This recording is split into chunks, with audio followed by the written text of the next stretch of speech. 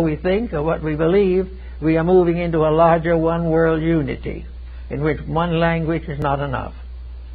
We also have arts that are fighting for survival. We have that tremendously inconsistent situation in which we are paying $2.5 million for a Picasso sketch, and at the same time we are paying $4 million for a genuine Rubens.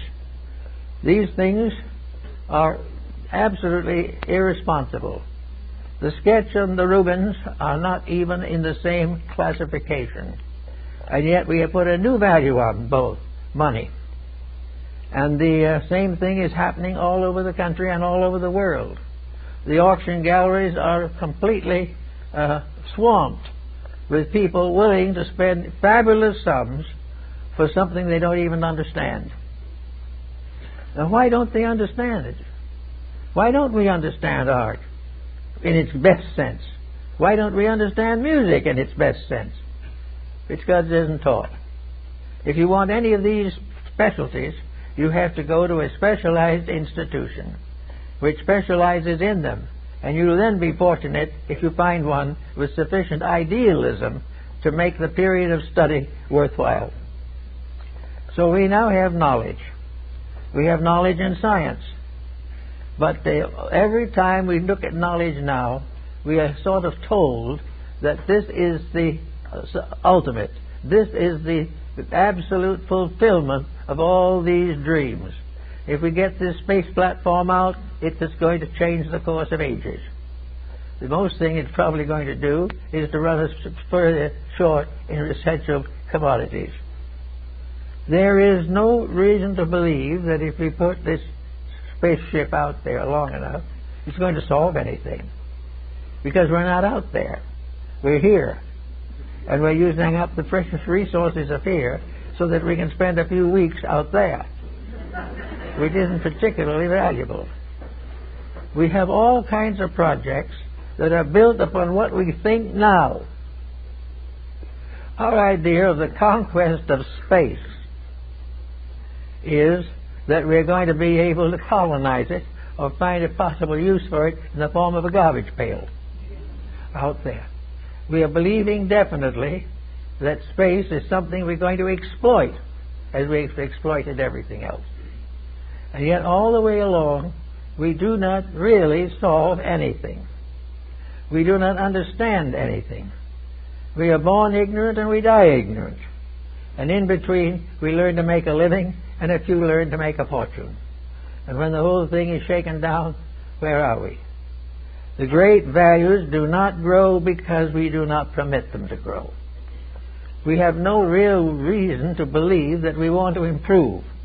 We really only just want to stay the way we are and have more. We want to be a little wealthier, we'd like to be a little more famous, and we'd like a good solid contract with some studio for $1 million a year. The idea of really growing, of improving ourselves. The question, I talked to a young man not long ago. I said, why don't you try improving yourself?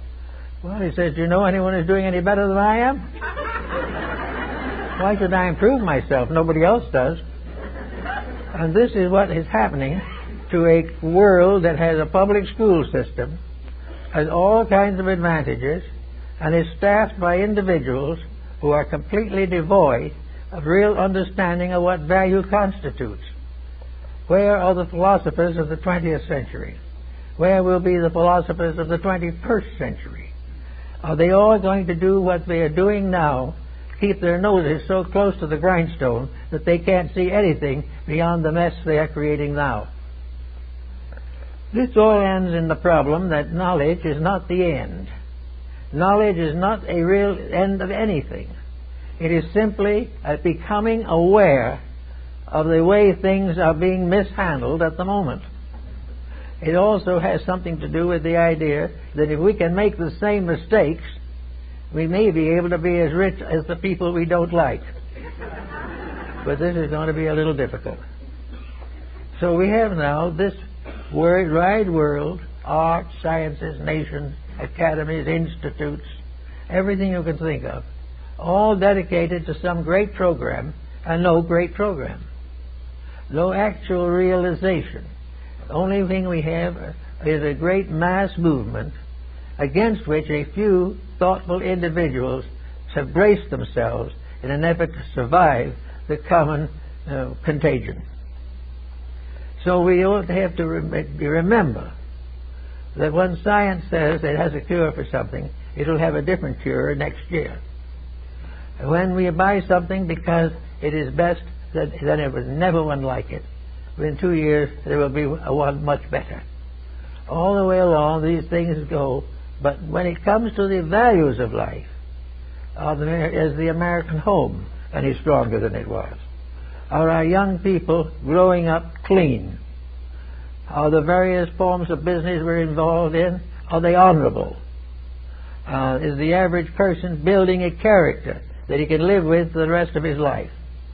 Are we fair to the children or the aged, or to the sick or the well, to the rich or the poor?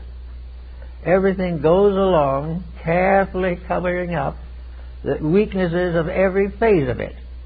And under the general heading of knowledge, we place a limitation upon what we can think, what we can believe, and how we should interpret the facts of life. So now, here and there is a breaking through into another dimension. Knowledge is beginning to mean something that solves something, rather than simply perpetuates.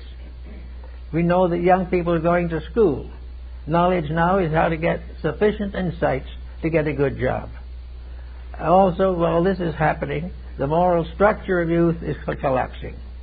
And with this fall falls also most of the older generation. We do not recognize that by living on the surface of thinking, we are condemning ourselves to the errors and fallacies of surface living. We are not here to live on the surface of the mind. We are not here to live only on the pleasures of the mind, or the pleasures of the flesh, or the pleasures of the heart, or the pleasures of luxury. We are here as individuals to improve, to grow, to think, and to understand life.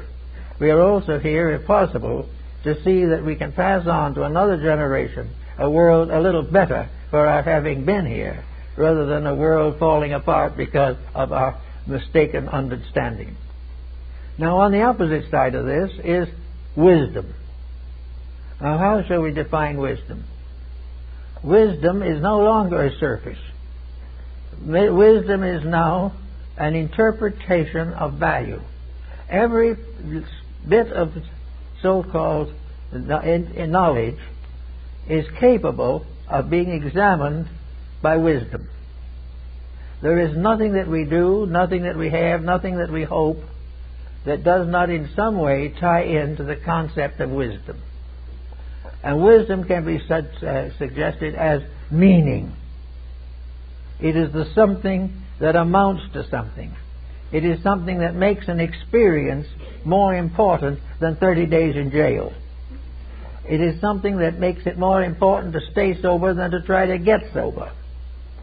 Wisdom begins to use the ideas that we find in knowledge and ensoul them, give character to them, give meaning to them, and bestow upon each one of them a dimension of growth.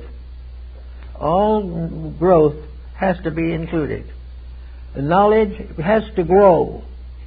And the moment knowledge grows now, it becomes associated with fallacies because of inexperience. We are not able now to use knowledge in a dimension of growth. Actually, knowledge comes to us from the outside. The interpretation of knowledge comes to us from the inside. We are gradually learning that from the inside of ourselves, we have to explain the things that are happening in the outside world. Now, this isn't easy, because the things that are happening on the outside are inconsistent with most of the values that come from the internal life of the person. The thing that has made this matter endurable is the fact that the inside wisdom of the individual has not been developed. Therefore, with the fallacies of the moment, there is no remarkable, intense rebellion from within him. Rebellion is a very individual matter.